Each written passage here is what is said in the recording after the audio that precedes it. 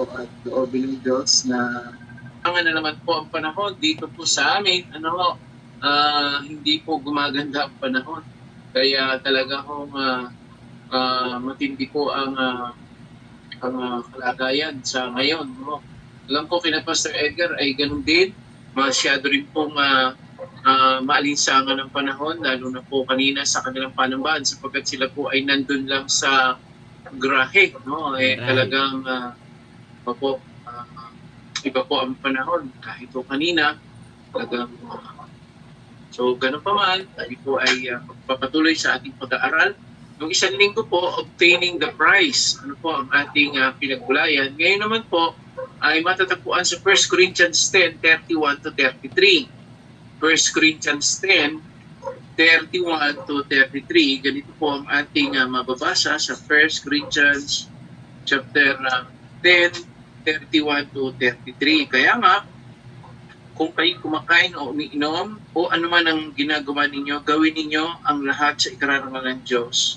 Huwag kayong maging sanhi ng pagkakasala ninuman ng mga Hudyo, ng mga Grego o ng mga kaanib sa Iglesia ng Diyos.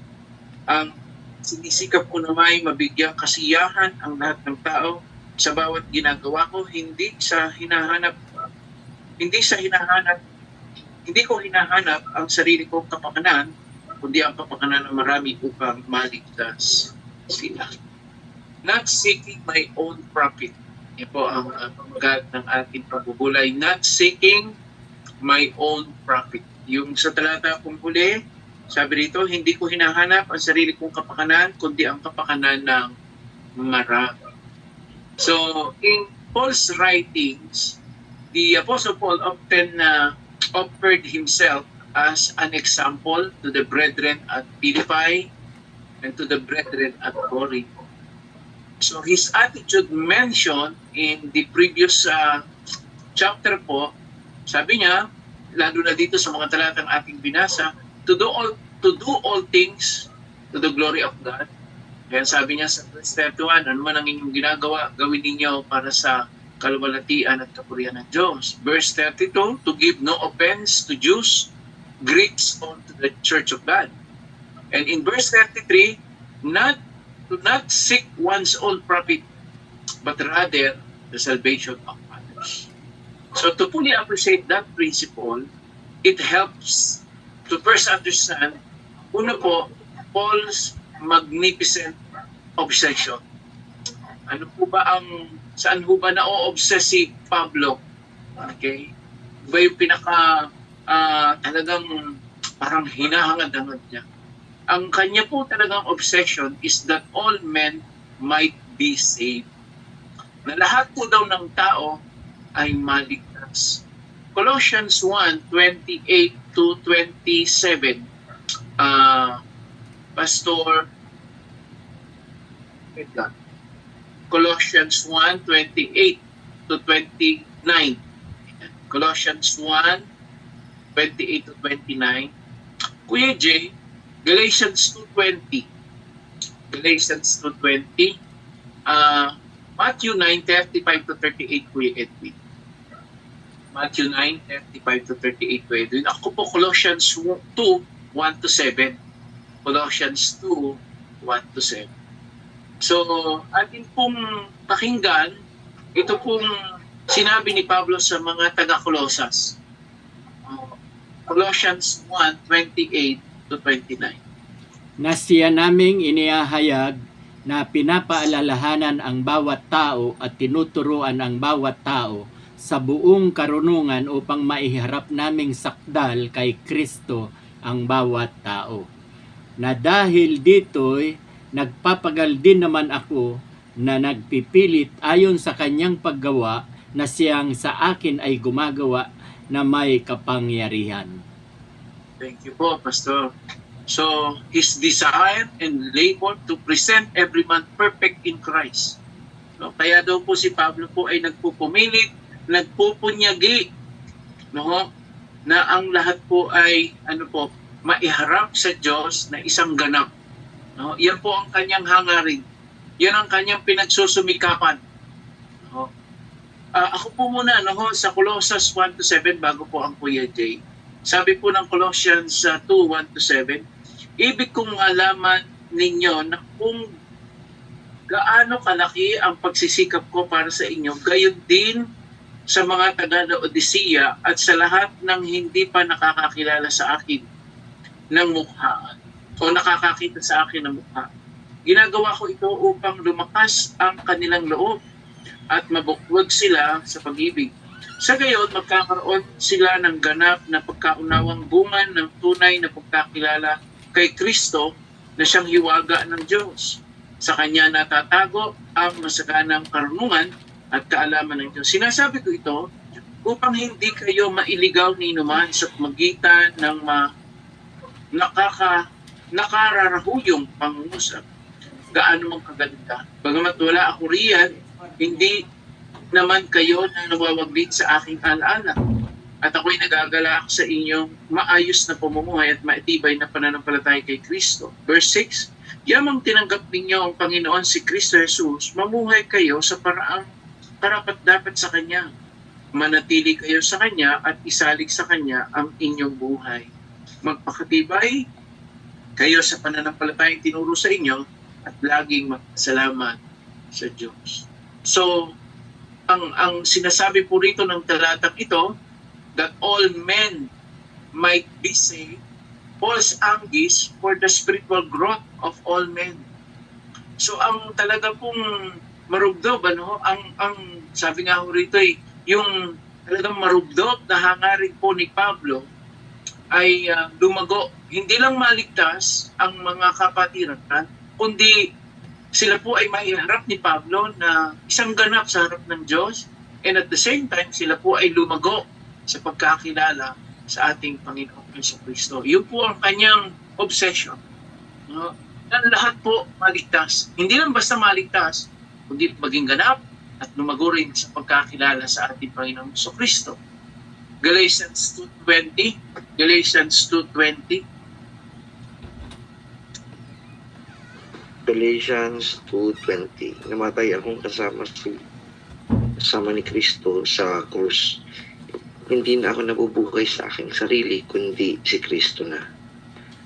Ang buhay ko ngayon ay ayon sa aking pananampalataya sa anak ng Diyos na nagmahal sa akin at pag-alay ng buhay niya para sa akin. So, thank you, Kuya Jay. So, for Paul, was allowing Christ to live in him. Kasi nga po, ang kanya nga pong obsession ay maligtas ang marami. Kaya po, para sa kabutihan ng lahat, hinihimok niya na ang lahat po ay makakilala sa Panginoon. At ang kahit buhay niya, ay sabi niya, nabubuhay ako hindi na para sa aking sarili, kundi para kay Kristo na. Ganun po ang kanyang hangarin, kayo po ang kanyang obsession talaga. Matthew 9:35-38. At Matthew 9:35-38. Jesus went through all the towns and villages, teaching in their synagogues, proclaiming the good news of the kingdom, and healing every disease and sickness. When he saw the crowds, he had compassion on them because they were harassed and helpless, like sheep without a shepherd. Then he said to his disciples, "The harvest is plentiful, but the workers are few. Ask the Lord of the harvest, therefore, to send out workers into the harvest field." Thank you, Kuya Edwin. Dito po, yung sinasabi po rito, Christ was certainly one who had compassion for the lost. So, kung si Jesus ay ganun po ang kanyang pagkahabag sa maraming mga hindi paligtas, ganun din po ang hangarin ni Pablo. So, doon po hinuhugot ni Pablo ang kanyang obsession kung paano si Jesus ay nakahabag, naaawa sa mga taong hindi pa nakakakilala sa Panginoon. Kaya nga sabi dito ni Jesus, panalangin ninyo na magpadala ang may-ari ng ubasan ng mga manggagawa sapagkat sagana ang aanin, pero kakaunti po ang mag-aani. Kaya para kay Pablo, ay ito po yung kanyang obsession. So, Paul developed a Christ-like obsession of concern for others. Ganun po. Ang obsession talaga, na-develop po.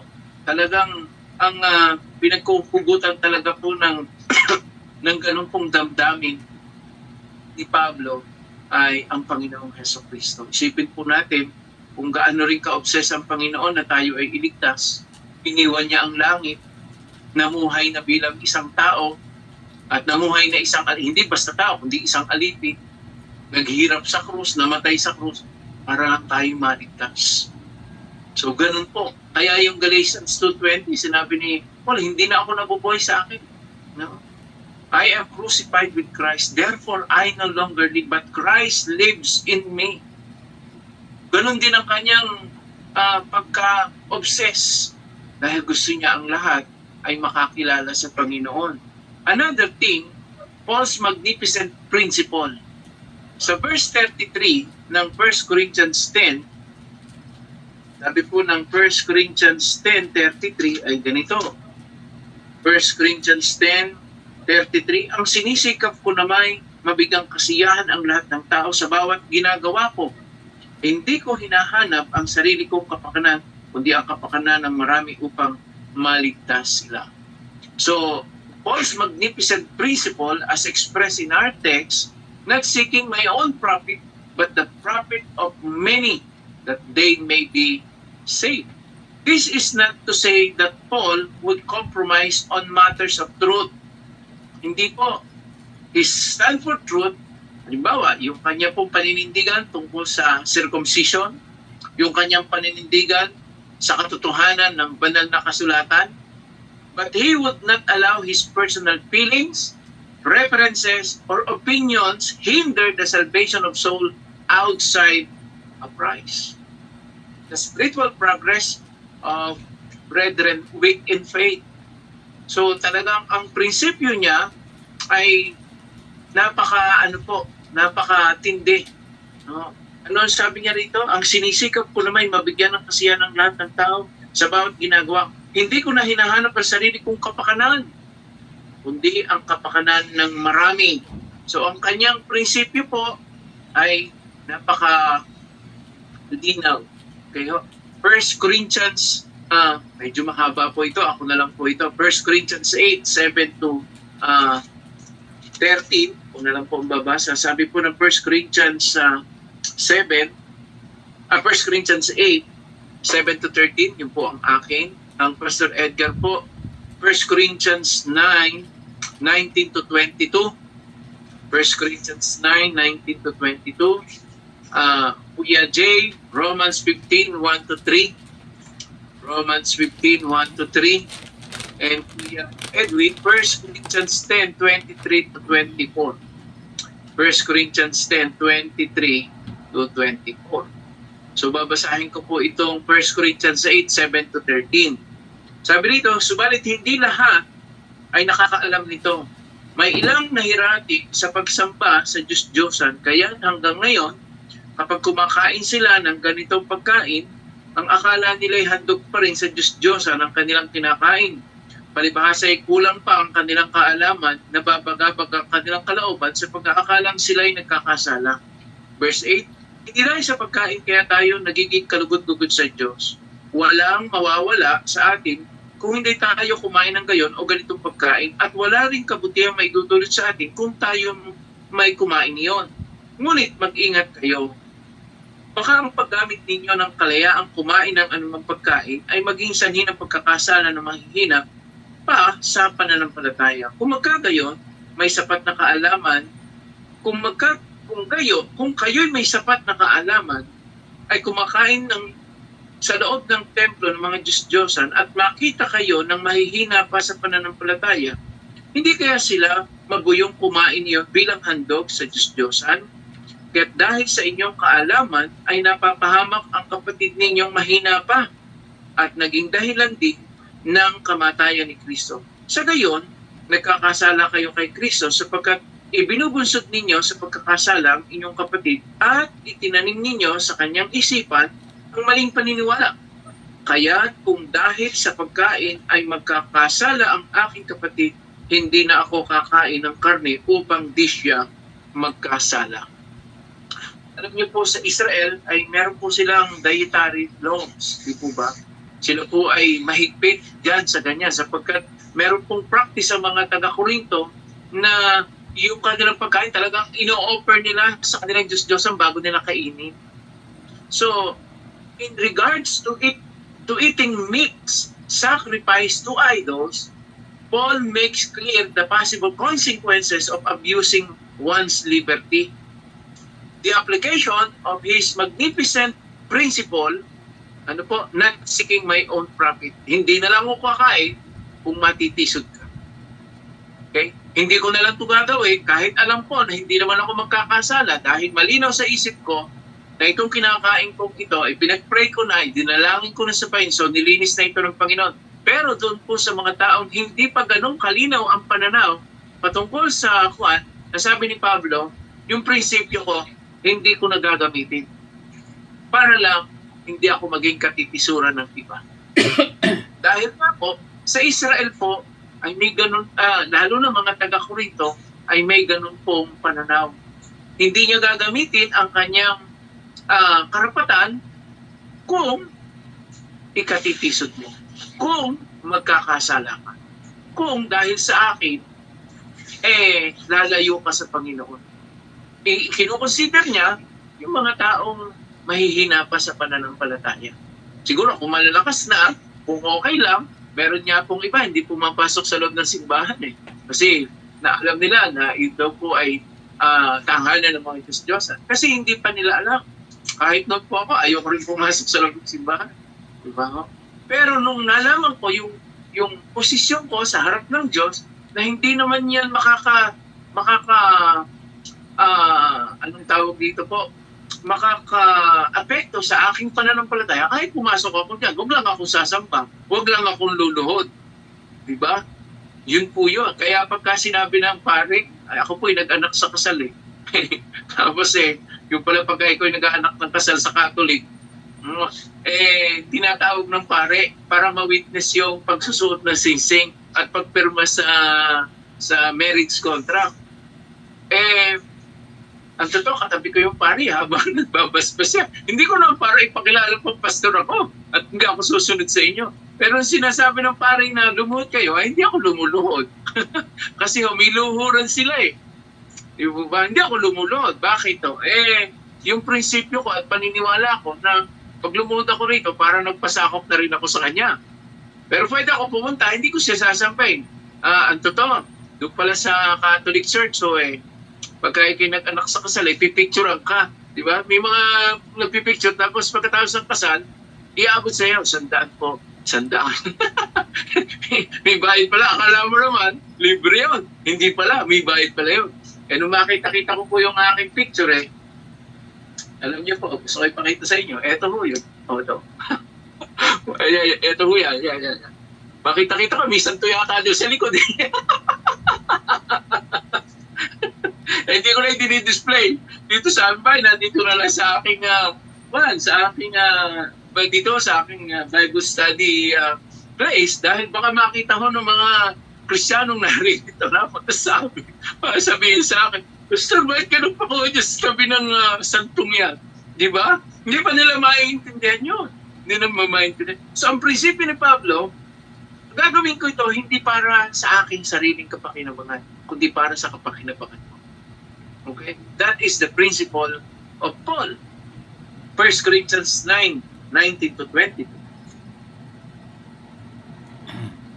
Sapagkat bagaman ako ay malaya sa lahat ng mga tao, ay napaalipin ako sa lahat upang ako'y makahikayat ng lalong marami. At sa mga Hudyo, ako'y nag-aring tulad sa Hudyo upang mahikayat ko ang mga Hudyo.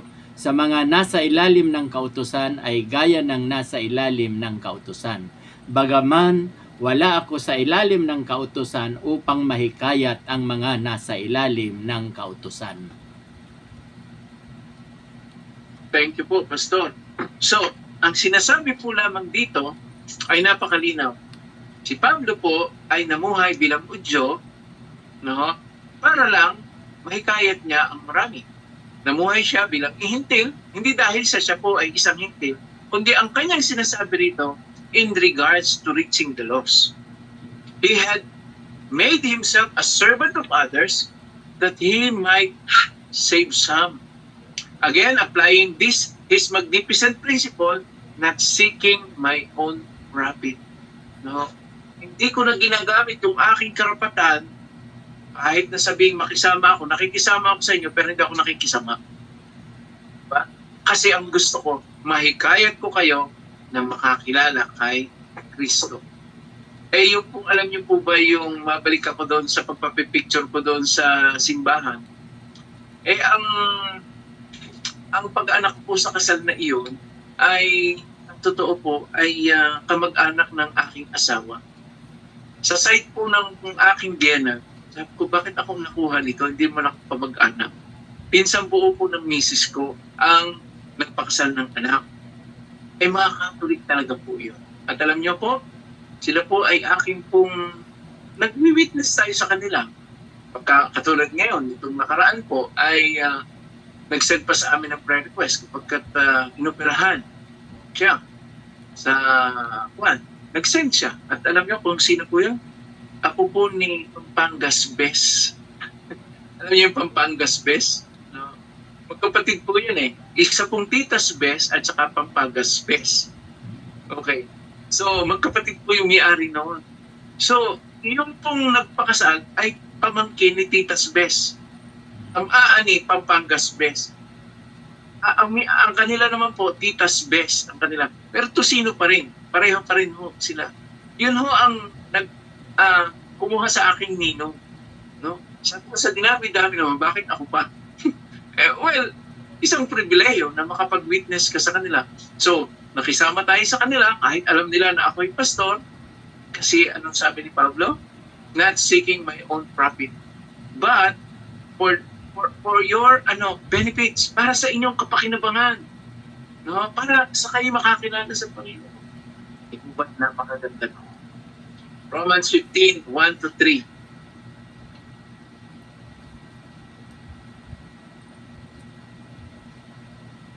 Romans 15, 1-3. Kuya. Tayong malalakas sa pananampalataya ay dapat tumulong sa mga kapatid nating mahihina. Hindi lang ang sarili nating kapakanan ang dapat nating isipin, kundi ang kapakanan din ng iba upang mapalakas ang kanilang pananampalataya. Maging si Kristo ay hindi hinangad ang sariling kapakanan, kundi ay sa kasulatan. Nasaktan din ako sa mga panlilait na ginawa sa inyo. Okay. Thank you, Kuya J. Napakalinaw ang binasa ni Kuya J. Bigyan natin ng kasiyahan ng ating kapwa kung ikabubuti niya upang lumakas ang kanyang pananampalataya. Diba? Naman natin ang purpose, kaya tayo sumasama sa kanila, nakikisama sa kanila, nakikihalubilo sa kanila. Kaya nga sabi rito, dapat pagtiisan nating mga malalakas ang mga mahina pa sa pananampalataya. Hindi tayo nakikipamatok, hindi tayo nakikisama. Nakikisa tayo sa kanila para sila'y mahikayat na makakilala sa Panginoong Jesucristo. Okay po?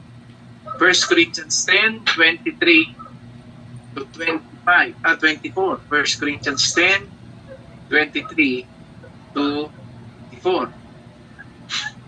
Maaari nating gawin ang kahit ano, pero hindi lahat ay makakabuti o nakakatulong.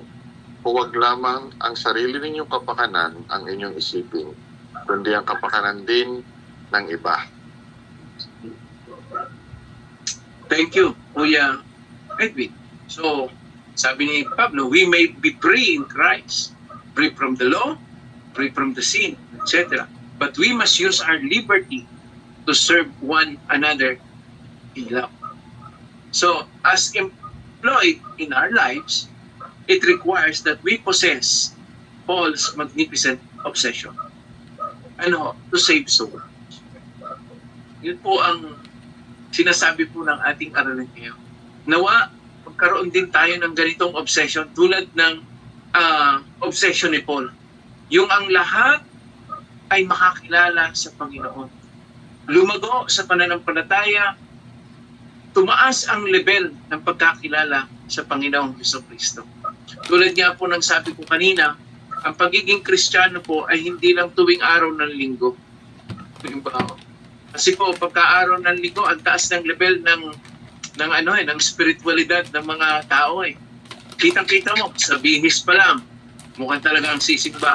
Di ba? Sa itsura pa lang, sa pananalita pa lang, lalo na pag nasa loob ng simbahan. Di ba? Talagang kitang-kita mo na talagang sila'y pupunta at sasamba sa Panginoon. Pero uulitin ko, ang pagiging Kristiyano po ay hindi lang tuwing araw ng linggo, kundi bawat araw. Di ba? So ang obsession po dapat din natin para makakilala ang maraming tao ay bawat sandali, sa bawat pagkakataon na meron tayong nakakahalubilo, nawa lagi nating usalin sa ating puso o sa ating panalangin na nagmumula sa ating puso na sana, Lord, ipuin niyo ang puso ng taong ito. No? Sana makakilala siya sa Panginoong Jesucristo. So, ito pong obsession na ito ni Pablo, yung magnificent obsession, it requires prayerful evaluation and discernment. So we must examine ourselves honestly. We must consider whether or not we consider whether or not our action keep people from becoming Christian, hinder brethren from their spiritual growth in Christ, and destroy the peace and unity that ought to exist in the church. Another thing, itong obsession pong ito, it requires understanding the parameter of our conduct. Atin din pong tingnan, mga kapatid, no? Kinakailangan po dito pang unawa sa ating po mga iniaasal sa panahon po na tayo po ay nakikisalamuha. We must never compromise the truth of the gospel. We must be willing to refrain our personal liberty in Christ. No? Nararapat po yun eh. Talagang nararapat po. Dapat tayo po maging handa na pigilan ang ating mga personal na kalayaan para sa Panginoon kung ito po ang makakabuti para sa iba. Marami po kasing iba, extreme eh. No? When we say extreme, talagang pag sinabi nilang ito ang sinasabi naman, hindi natin mabali-bali eh. Katulad doon ng araw, sabi po sa amin eh, wag nung kami naging Kristiyano, wag daw kami makikihalubilo sa aming sa mga taong hindi mananampalataya dahil baka raw kami mahawa. No? At kaya nilayawan kami ng aming mga kamag-anak. Galit na galit sa amin, isinumpa kami, magmula na daw nung nagbago kami ng relihiyon, hindi na kami pumupunta o nakikisama sa kanila. Pwede tayong makisama, pero huwag tayong makikisama. Di po ba? At ngayon po ay napakahalaga noon yung pakikisama sa mga kamag-anak. Ay nung ako po ay ginagawa po namin yun na talagang hindi kami pumupunta sa kanilang mga gathering, sa mga kwan, ay di, sabi sa amin nagbago na rin talaga kami at ayaw nang sumama sa amin.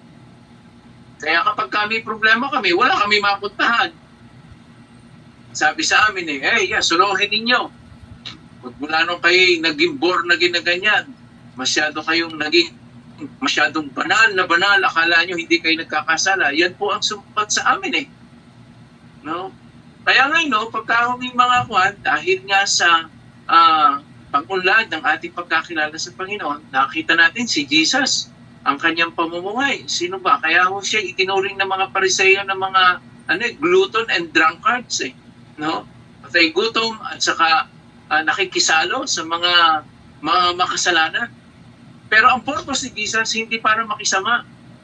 Hindi para sila'y mahikayat na makakilala sa Panginoon. So, yan po ang sinasabi ng ating aralin ngayon. Dapat po ay huwag naman natin i-compromise yung katotohanan tungkol sa mabuting balita. No? Kung tayo may pinaluluhod na para lang makikisama, hindi naman ho at tatama yun. Di po ba? At huwag din natin pong pipigilan o hahadlangan yung mga tao pong gustong lumapit sa Diyos. Tayo po nakakaunawa eh. Di ba? So bilang mga nakakaunawa, abutin natin sila sa kanilang kalagayan dahil hindi pa nila naiintindihan. Another thing, some modern time circumstances that call for Paul's magnificent principle. You may thinking nothing of certain recreational activities, but if you know it would, ano pong sabi rito? Pero kung alam daw po natin, ang sabi po rito, pero kung alam mo ang maaaring magdulot ito ng hidwaan, ano ang gagawin? Ulitin ko po, baka isipin mo mas maganda po yung idea mo para sa isang kongregasyon. Pero kung ang alam mong ito ay maaari pong magdulot ng pagkakahiwa-hiwalay, pagkakabahabahagi, anong gagawin mo? Sasabihin mo pa ba? Yun po ang sinasabi. You may think you have different ideas as to what constitute modest apparel. But if you know it might encourage lust in others, what do you do? Kung halimbawa daw naman po, ito yung isa naman sinasabi po rito, maaari daw po magkakaiba ang ating pananaw kung ano ang itinuturing na, ano dito po, mapagpakumbabang, ano po ba yun? Modest apparel o pananamit. Ngunit kung alam mong maaari ito mag-udyok para magnasa ng masama ang iba, anong gagawin mo? Halimbawa, sa pagdalo natin o paglabas natin sa bahay. Diba?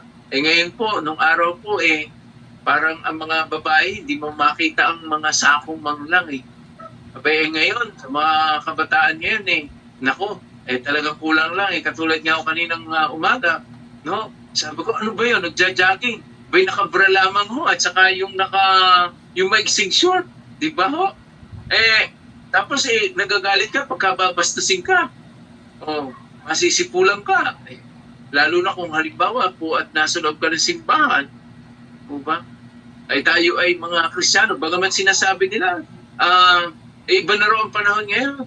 Ganun pa man, mga kapatid, ano ang gagawin natin sa ganun? Romans 14:19. Romans 14:19. Nais kong basahin sa inyo. Ito po ang sabi ng Romans 14, verse 14, 19, and 21. Romans 14, verse 19. Kaya pagsikapan natin gawin ang mga bagay na makapagdudulot ng kapayapaan at makapagpapatibay sa isa't isa. 21. Mabuti ang di kumain ng karne o uminom ng alak o gumawa ng anumang magiging sanhi ng pagkakasala ng iyong kapatid. Alam po ninyo, meron po mga tao na o-offend kapag gumawa ka ng ganito. Halimbawa, sa ngayon ng mga panahong ito, yung wine, normal na lang Diba? Halimbawa sa mga kasiyahan, mga ganyan. Ano ang iyong magiging pananaw? Pero kay Pablo, sabi niya, mabuti ang di kumain ng karne o uminom ng alak o gumawa ng anumang bagay o magiging sanhi ng pagkakasala ng iyong kapatid. Kung ma-o-offend siya, ano gagawin mo pa ba?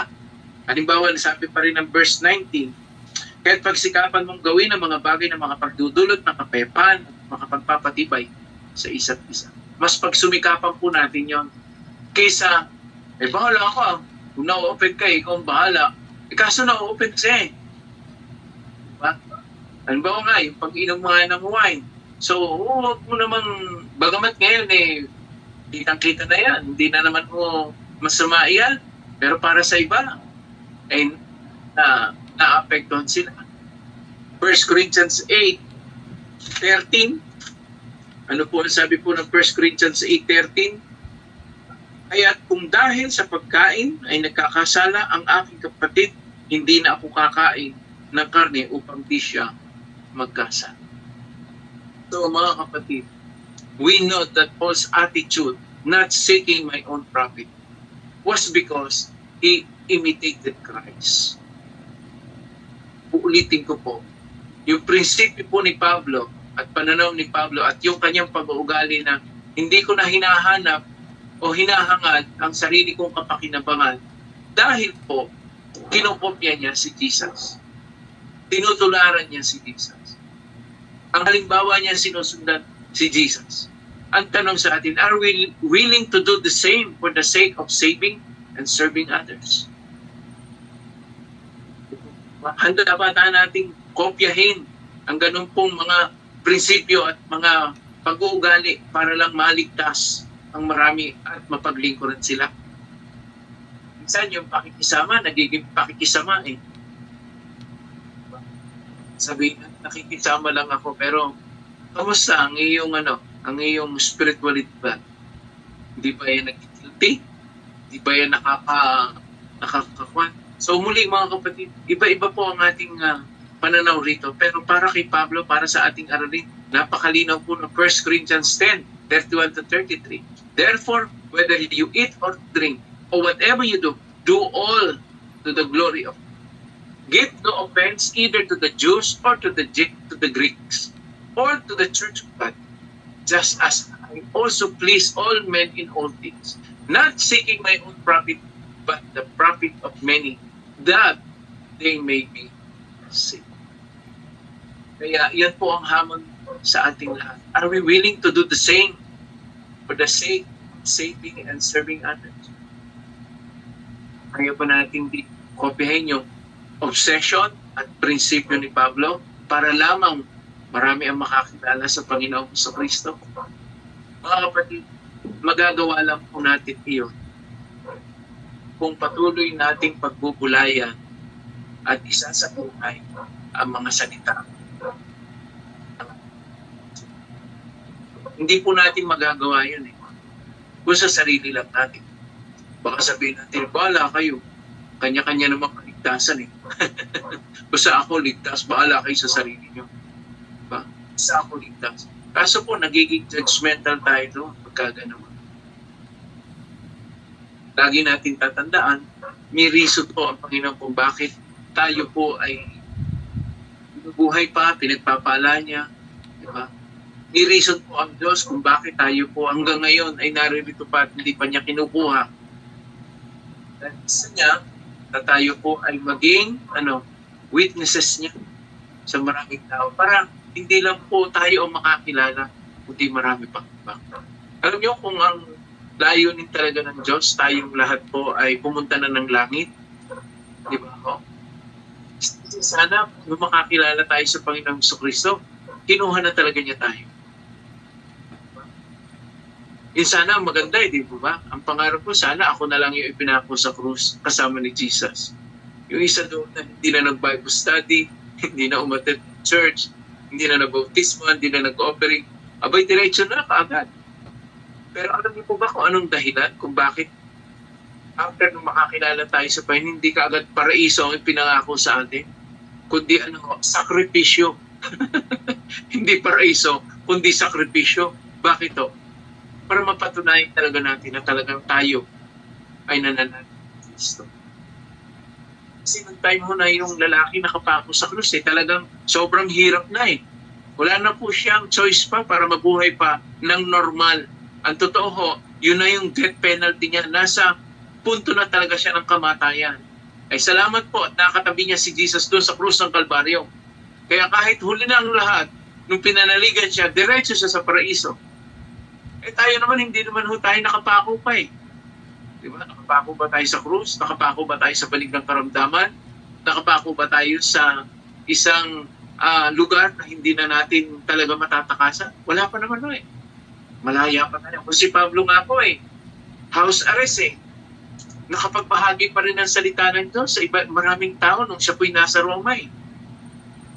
Tayo pa kaya, may purpose ang Diyos kung bakit tayo po ay binubuhay pa niya at binibigyan pa niya ng pagkakataon na tamasahin ang kanyang pagpapala.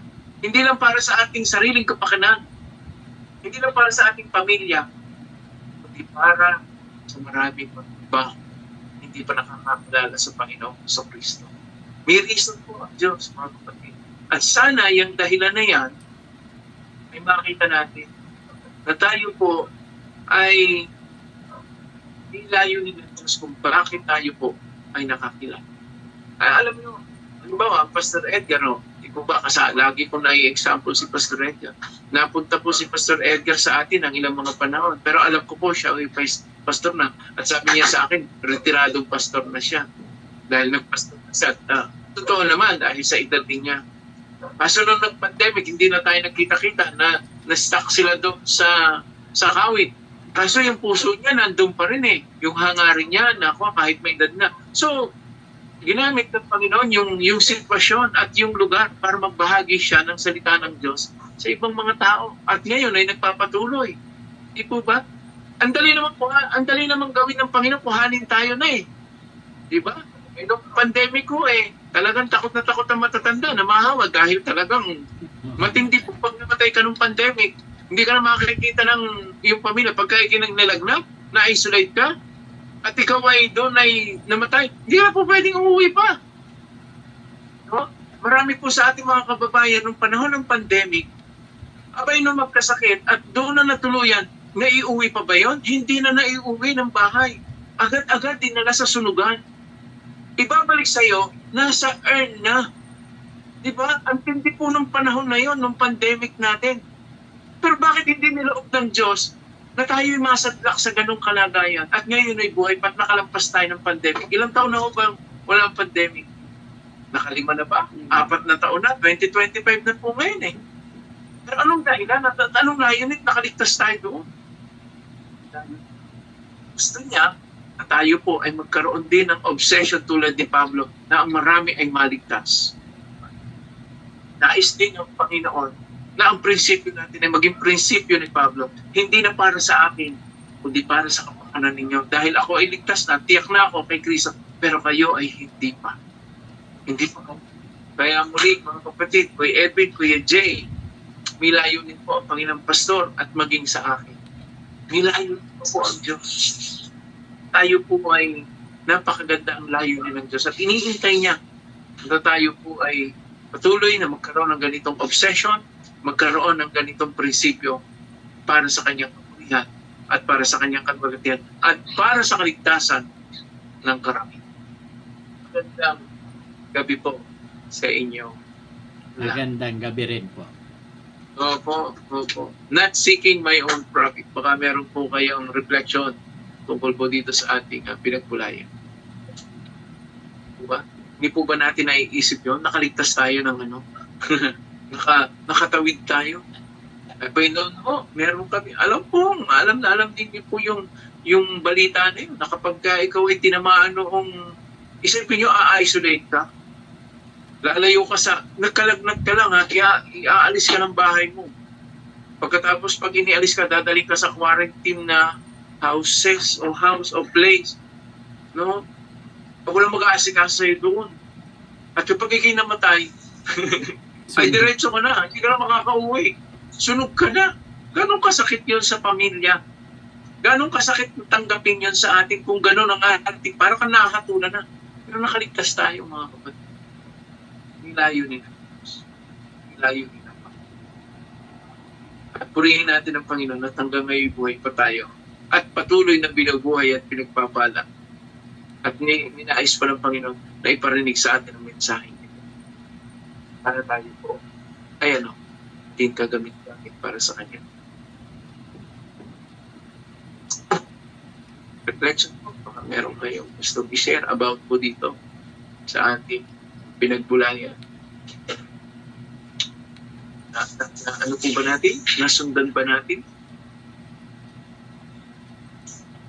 Not seeking my own profit. Mataas po, ano po ito? Mahirap po. Pero, mahirap kung hindi tayo lalapit sa Panginoon. Kung hindi tayo huhugot sa Kanya ng lakas. Kung hindi tayo po sa Kanya magtitiwala. Talagang mahirap. Dahil hindi po natin ito kaya eh.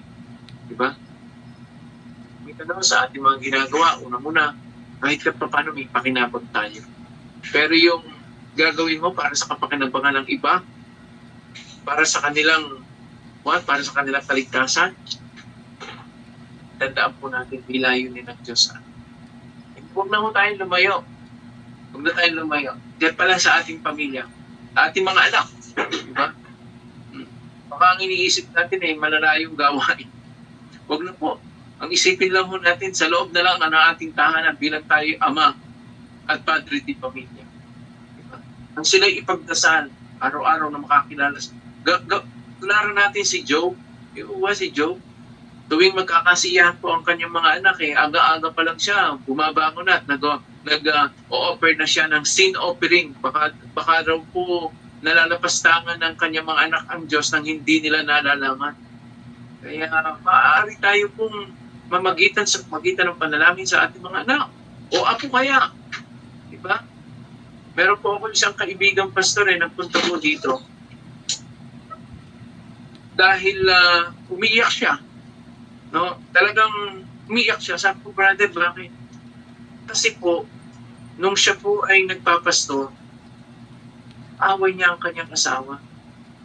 Dahil unang-una, kulang sila sa financial aspect. Pero siya po ay isang guro. Kaso po may demand ang church sa kanya na kailangan niyang mag-full time. Pero hindi niya po pwedeng iwan ang kanyang pamilya dahil kulang ang ibinibigay ng simbahan. Umiiyak siya dahil alam niya from the very start, siya po ay pastor. Talagang sabi niya sa akin, brother, kailan ko magagawa yung aking calling. Ganong ako yung may pamilya. Sabi ko sa kanya, brother, huwag mong isipin na hindi mo ginagawa ang calling mo. Sa ngayon, siguro hindi pa handa ang misis mo at maliliit pa ang mga anak mo. Pero magpatuloy ka, sundin mo kung ano yung dapat para sa pamilya mo. Sige, okay lang. Magpastor ka, nag-resign siya sa pagpapastor at nag-concentrate siya sa pagtuturo.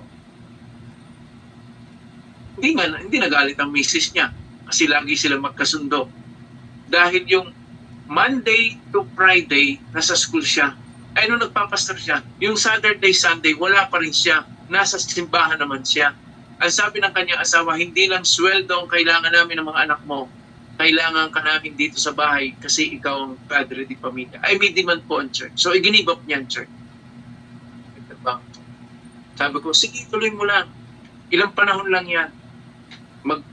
Concentrate mo ang panahon mo sa iyong pamilya at pag malalaki na yung mga anak mo, sa tulong at biyaya ng Diyos, mauunawaan ka ng kasama. Ngayon, malalaki na ang mga anak niya. At alam niyo ang nangyari? Dahil inuna niya ang kanyang pamilya, nabalik siya sa pagpapastor. And at the same time, nagtuturo siya.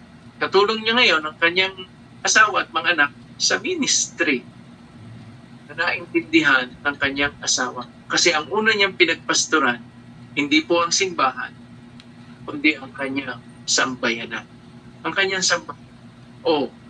Ngayon kasama na niya, asawa niya, naintindihan na ganito talaga ang ministry. Nakabalik silang lahat sa ministry. Kaya sabi ko po sa inyo, huwag na natin ilayo pa ang isip natin. Sa pamilya na lang natin tayo mag-concentrate, magpastor. Hindi man kayo pastor by profession, but by calling, tingin ko, meron tayong pamilya. At gawin natin ito para sa kanilang pakinabangan. Maglaan po tayo ng panahon sa pananalangin para sa ating mga anak, asawa, no? Lagi natin sa pagdasal araw-araw sapagkat sila po ay pinagkatiwala sa atin ng Panginoon. Sila po ay biyayang ibinigay sa atin ng Panginoon. Anong malay nyo? Kung hindi po sa anak, baka sa apo. Kung wala tayong talagang anong malay nyo po? Hindi na. Tayo po'y nagiging isang mabuting, tayo po'y nagiging isang panoorin ng mga taong nakapaligid sa atin. Ngayon, kung tayo po ay talagang dedicated sa paglilingkod, kahit na sabihin natin may mga struggle pa rin tayo, mga kakulangan, anong malay na? Kung hindi sa anak, malay natin sa apo o sa susunod pang mga salinlaki. Diba ho? So, hindi, mga kapatid, yan po ang ating aralin ngayon. No?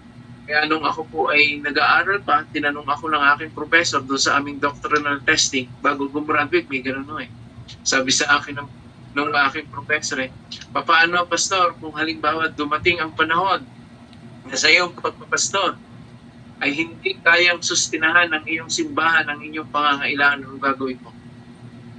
Alam nga paano sinagot ko? Magre-resign ako sa pagpapastor. Sabi sa akin, bakit? Yan ang calling mo. Magta-tricycle ho ako. Maghahanap buhay ako. Sabi niya, bakit? Bakit mo gagawin yon?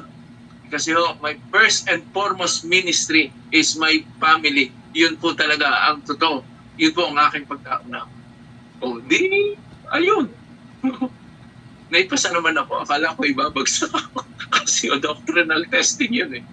Sabi ko, yun ang aking paniniwala. Nakagraduate naman ako. At saka hindi naman ako nag-tricycle drive eh.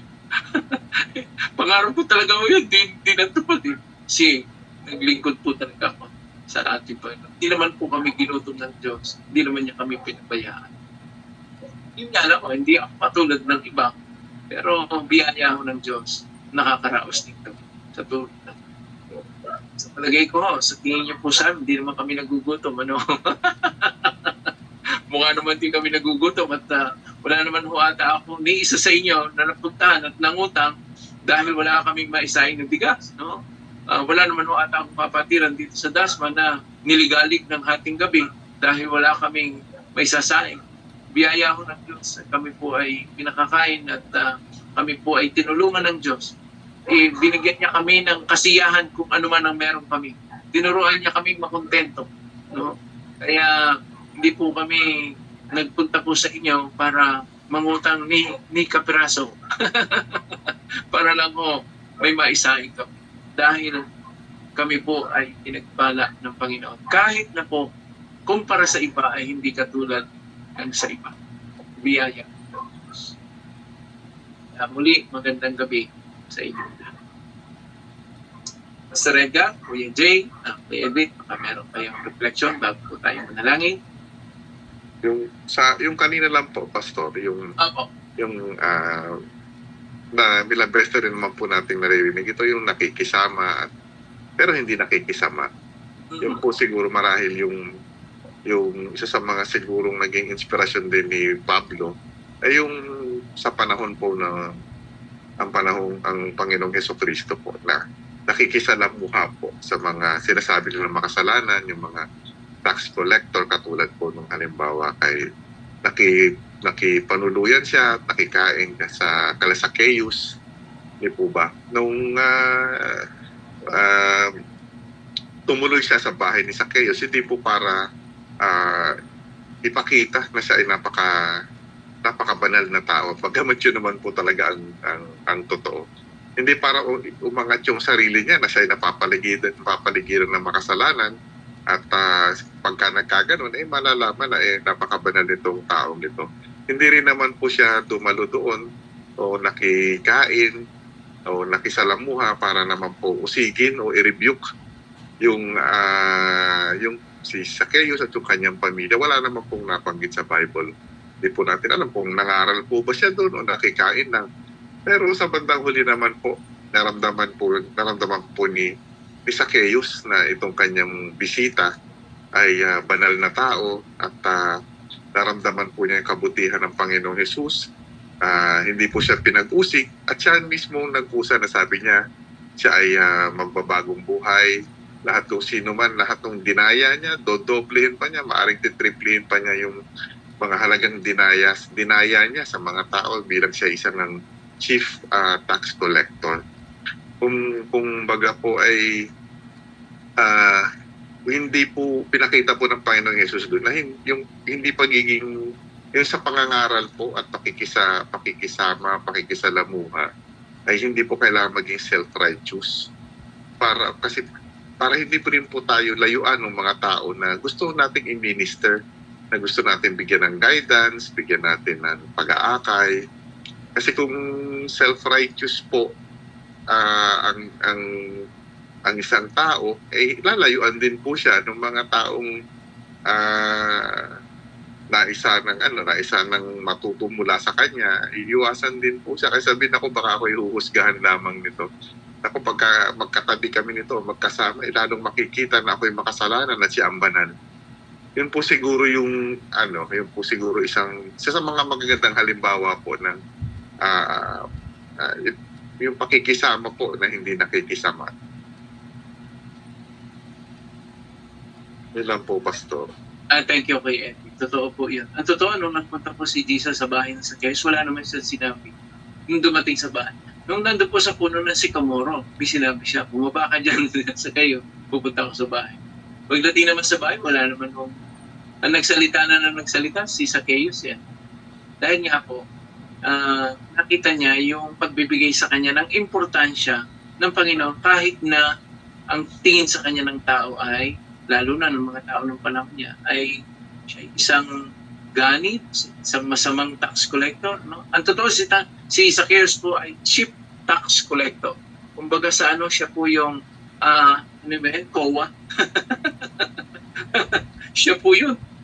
Commission on Audit. Commissioner po talaga. Siya po talaga yung head ng na yun. Wala siyang sinabi kahit na anong salita.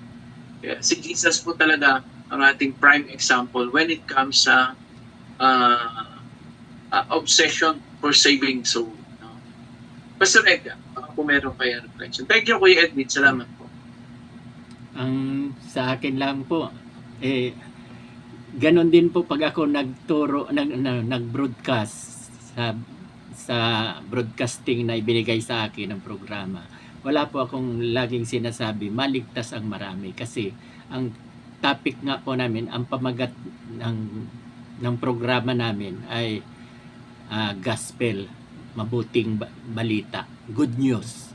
Kaya wala po akong bukang bibig, gusto ko maligtas ang marami. Yun ang kalooban ko. Yun lamang po. At hindi po ako napapagod kahit dito sa church. Hindi ako napapagod dahil masaya po ako sa ginagawa ko. Yun po ang pinakamahalaga. Yun lang po. Thank you, Pastor Edgar. Opo, kahit na po siyempre kayo po ay senior na, no? Kayo sa ibig nyo na rin po nagsabi dahil nga sa inyong paglilingkod.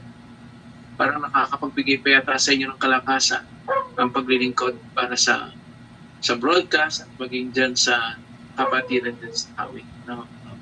Yun naman siguro ang benefits, pakinabang ng mga tao kung ang hangarin ay makapagbigay good sa Diyos. Halik na kapaguran, kagalakan.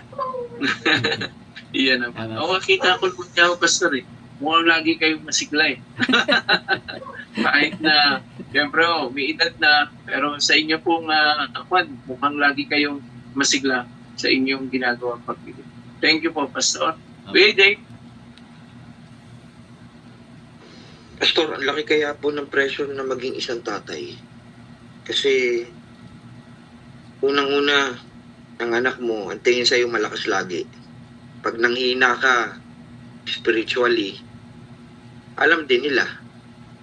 Nararamdaman din nila. Tapos, ang kaya kailangan na ipagdasal din yung mga anak bilang isang ama at malayo sa kumbaga may times na malayo yung mga loob ng anak kasi nagbibinata na. Alam nyo, malaki ang impluwensya, Pastor, ng mga kabataan dito sa naobserbahan ko. Yung mga sa church na pinupuntahan namin ang youth ay iilan lang, talagang bilang lang sa daliri. Ang umatid ng youth Bible study ay ang 2 kong anak, yung 3 anak ng pastor, at 2 po na galing sa magkaibang pamilya. So, yun lang po ang uma-attend po na kabataan. Sabi, kaya po pagka may isang dumarating, talaga nagbubunyi yung 2 at may bago na naman silang makakasama at makakalaro. At saka pinagdadasal ko sila na maging mabuting Kristiyano. Sabi ko nga ang hirap pagka napapaligiran ka ng mga kultura na hindi nakaangkla sa sa respect. Kasi dito, they talk about my right. Opo.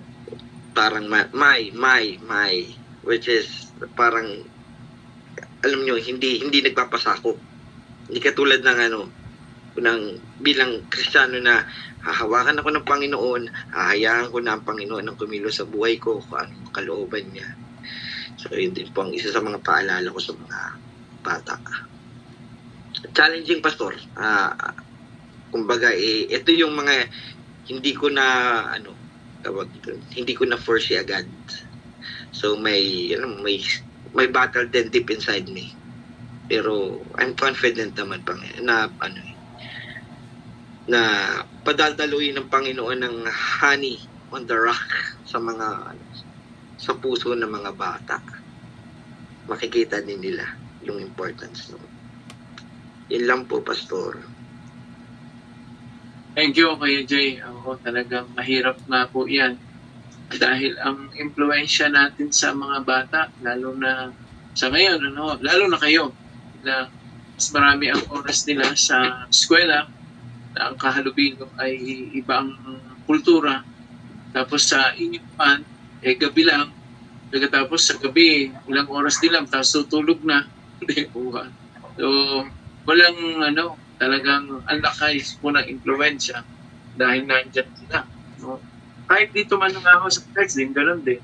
Kanina po, ang message ko is about youth, about sa kabataan. Natuwa po ako dahil pagkatapos po nung siguro nag-special number po yung mga youth kanina sa church. May gitong 20 nandun sa likod ko. Nagpe-pray pa ako, nagko-closing prayer ako sa message ko. Nakatayo na sila doon sa likod ko. Pagkatapos ko mag-pray, umawit na sila. Ang kinanta nila po yung kay Mariah Carey na There Can Be a Miracle. Pero sa kanta There Can Be a Miracle When You Believe. Kaya talagang merong himala kung ikaw ay maniniwala. Pero yung himala po, hindi yung magic. Meron tayong gagawin. Diyos po natin ay Diyos ng himala, hindi po Diyos na magician. Lalo na po sa karangan ng pag-i-influensya at pagbibigay ng ating mga prinsipyo at paniniwala sa ibang tao. Kailangan natin ng panalangin. Kailangan natin ng pusang paglapit sa Panginoon para ang kumilos at malaw sa mga taong ating pong nakakayo. Lalo na po sa ating mga anak. Pupunin nyo. Talagang panalangin. Kung malakas po ang impluensya ng labas, mas malakas po ang impluensya ng salita. Mas malakas ang kapangyarihang magagawa ng salita ng Diyos sa buhay ng isang tao. Puro tayo mga ama, marami tayong pagkukulang sa ating mga anak.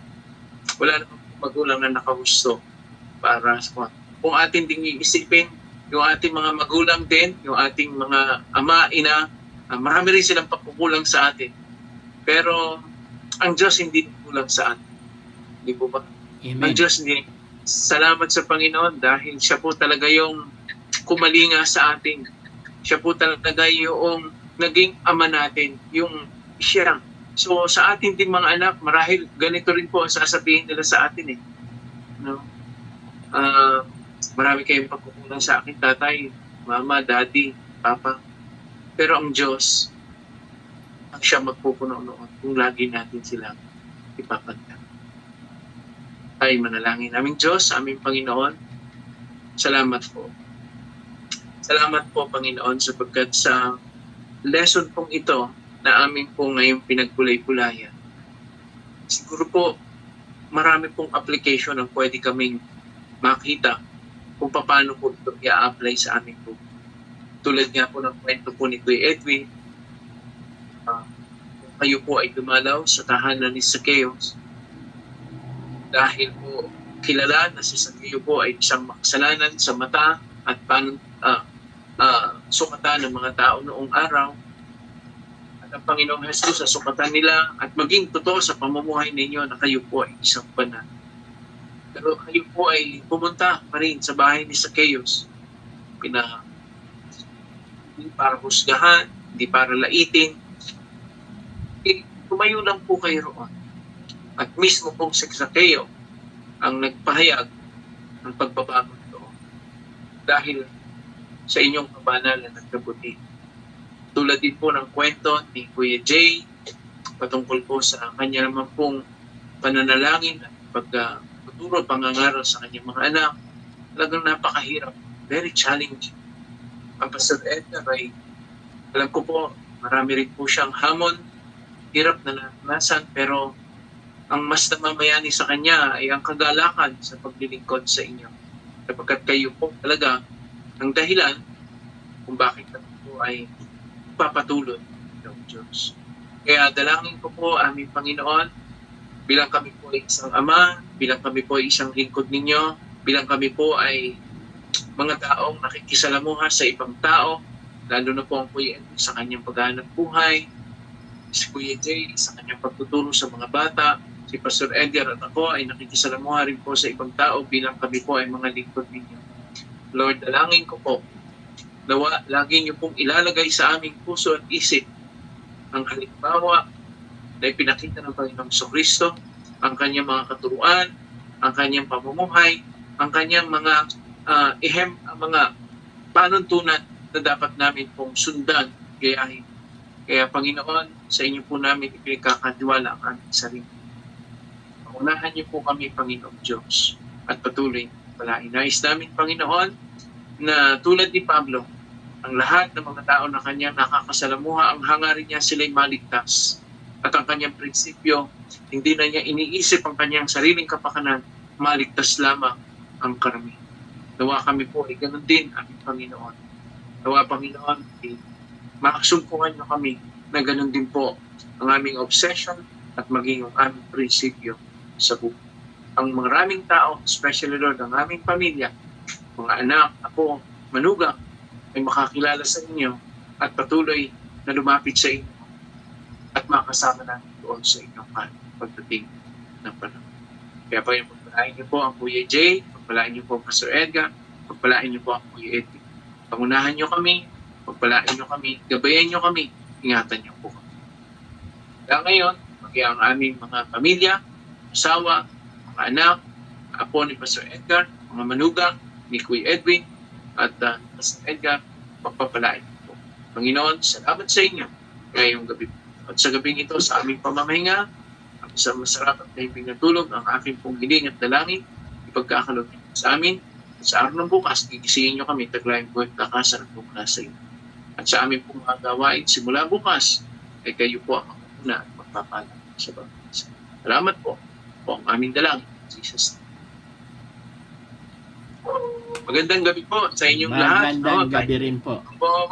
Mag-souvenir picture po tayo, mga kapatid. Yeah, saan man kayo naroon at maganda po inyong signal ng kwan ay mag-souvenir picture tayo. Ayan. Ganda po. Yeah. Kompleto na naman ang mga Sunday group. Ano kayo? Okay, 1, 2, 3, gang. Salamat po uli sa inyo. Okay. Good night. Bye. God bless po. God bless po. God bless. God bless po. Sasabihin ko sana, kaya lang baka hindi nila maintindihan. Yung kay Sakeo, naligtas sa pananampalataya. Nanampalataya si Sakeo eh. Alam na alam ng Diyos.